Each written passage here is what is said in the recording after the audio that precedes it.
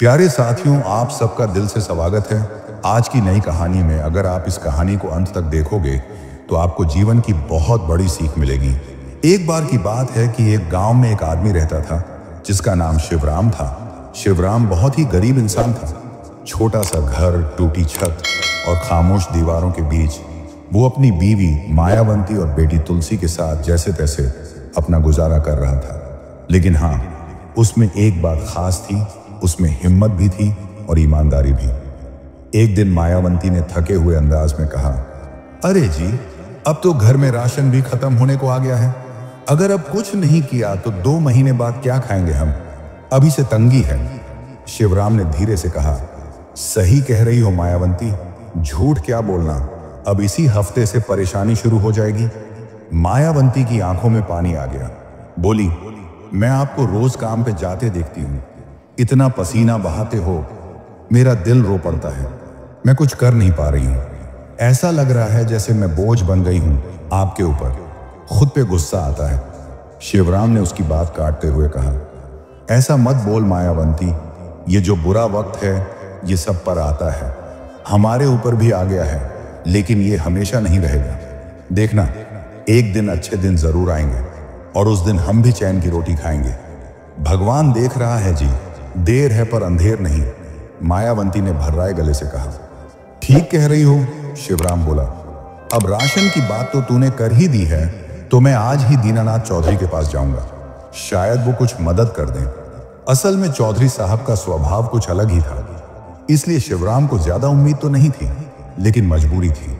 वो उनके घर की ओर चल पड़ा।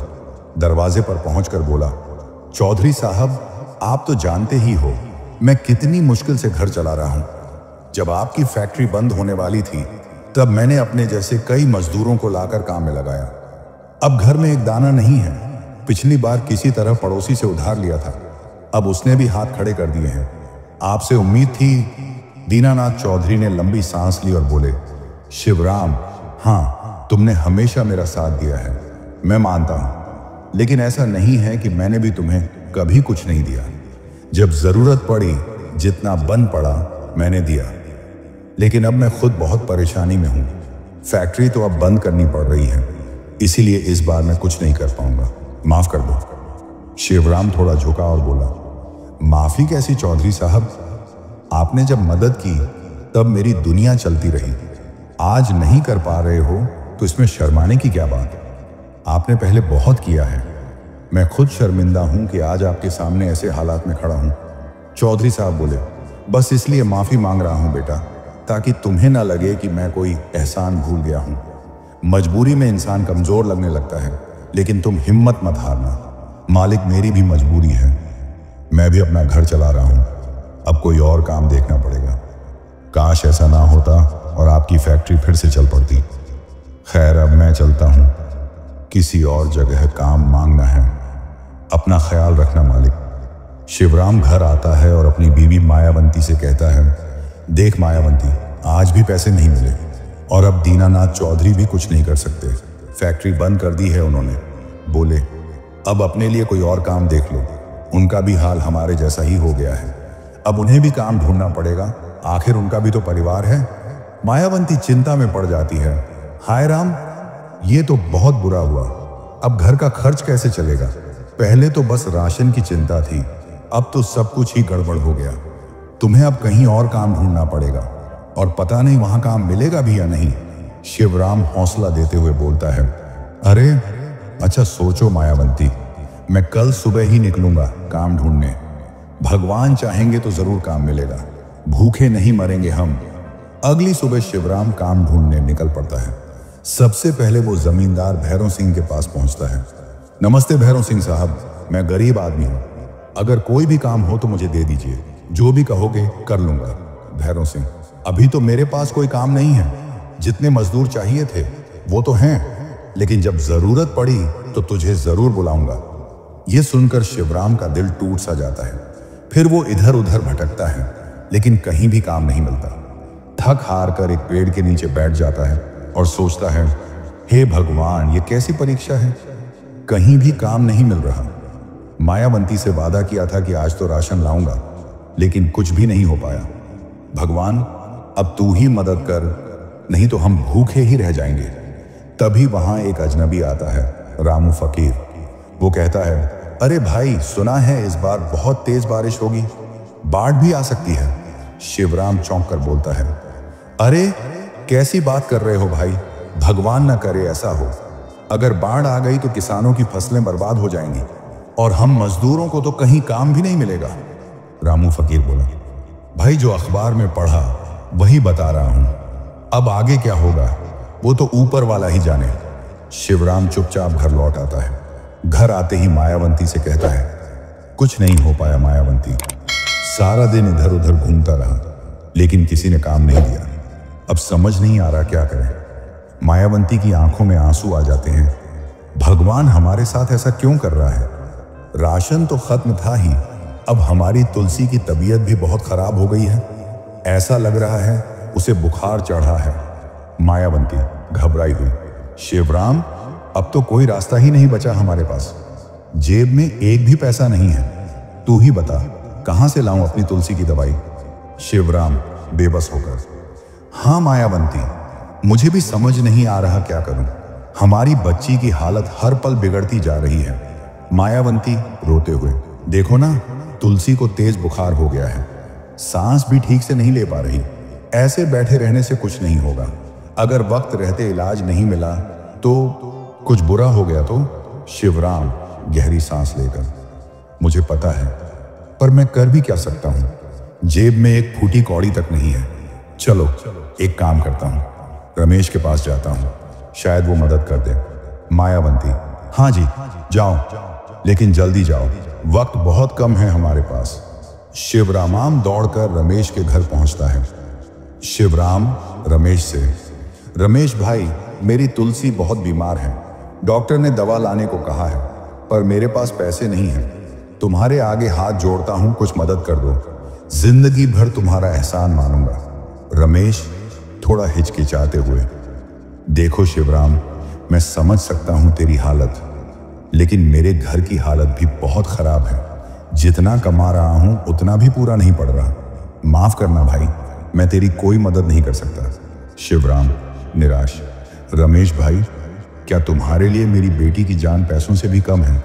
रमेश, नहीं भाई, बात ऐसी नहीं है, अगर मेरे पास होता तो मैं जरूर देता, लेकिन सच में नहीं है, अब तू भी समझ, मैं मजबूर हूं। इधर रमेश की बीवी सुनीता अंदर से निकलती है। सुनीता, कौन आया था, क्या बात कर रहे थे?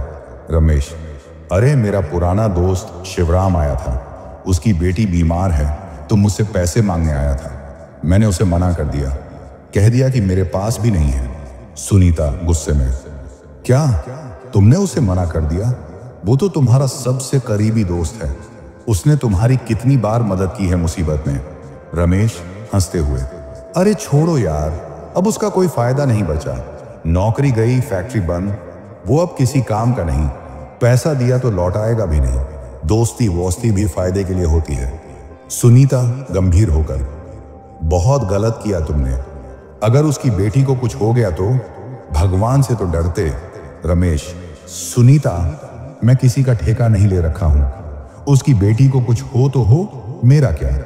सुनीता, भगवान देख रहे हैं सब कुछ, आज उसका बुरा वक्त है, कल तुम्हारा भी आ सकता है, और ये जो घमंड है ना तुम्हारा, एक दिन जरूर टूटेगा। रमेश गुस्से में, ज्यादा बोल मत सुनीता, मेरा पैसा है, जिसे चाहूं दूं या ना दूं, और एक शब्द और कहा तो डंडा उठा लूंगा। इधर मायावंती और शिवराम पूरी तरह टूट चुके थे, किसी ने उनकी मदद नहीं की, सबने बहाने बना दिए। शिवराम मायावंती को देखकर खुद को कोस रहा था। मायावंती बिलखते हुए, जी हमारी तुलसी अब और नहीं सह पाएगी, कुछ करो ना। मायावंती, अब क्या करेंगे हम लोग शिवराम? अच्छा सुनो, एक बार फिर जाकर अपने मालिक के पास देख आओ, शायद इस बार कुछ मदद कर ही दें, भले ही थोड़ा बहुत ही दें, पर कुछ तो होगा, खाली हाथ मत लौटना।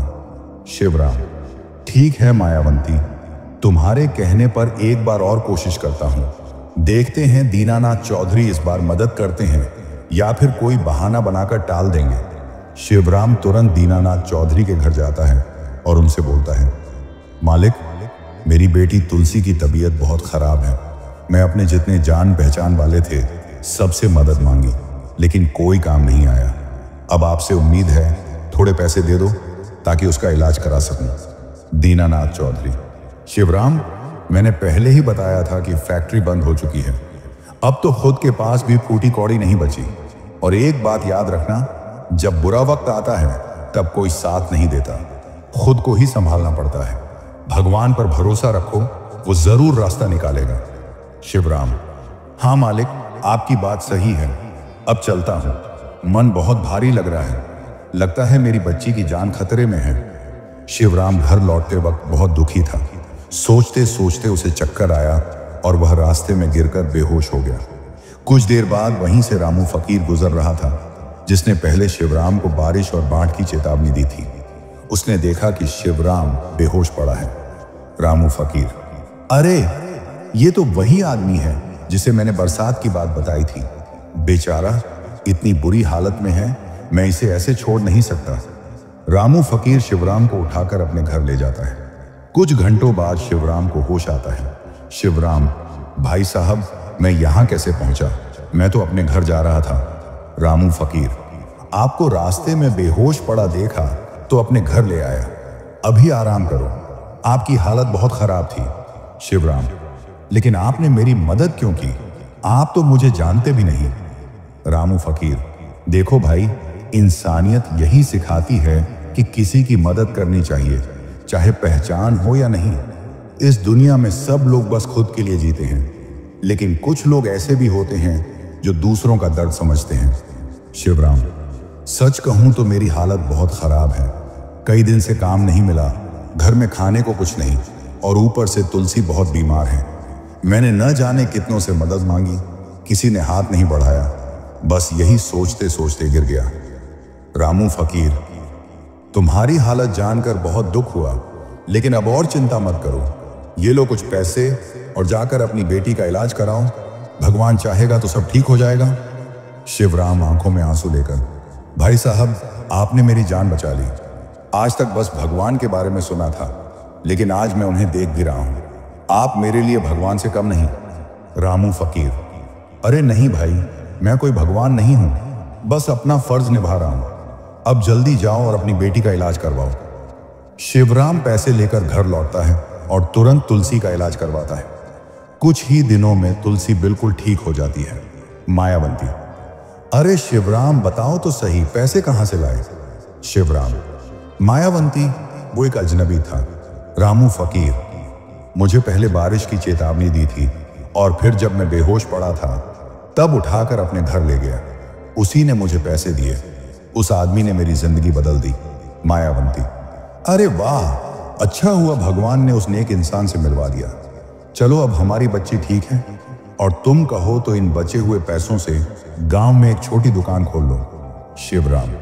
हाँ मायावंती, तूने सही कहा, मैं आज ही दुकान खोलता हूं। शिवराम ने गांव में एक छोटी सी दुकान शुरू की और धीरे धीरे उसका काम चल निकला। घर का खर्च चलने लगा और जिंदगी पटरी पर आने लगी। दोस्तों, यह कहानी हमें यह सिखाती है कि बुरा वक्त सब पर आता है, लेकिन उस वक्त अगर कोई मदद करने वाला मिल जाए तो जिंदगी बदल सकती है। हमें भी ऐसा इंसान बनना चाहिए जो दूसरों की मदद करे, बिना मतलब, बिना पहचान, क्योंकि इंसानियत यही है। तो प्यारे दोस्तों, ये थी आज की मोटिवेशनल कहानी। अगर ये कहानी आपको पसंद आई हो तो कृपया मेरे चैनल को सब्सक्राइब जरूर कर देना और बेल आइकन को भी प्रेस कर देना, ताकि आने वाले हर नई कहानी का नोटिफिकेशन सबसे पहले आपको मिल सके। धन्यवाद।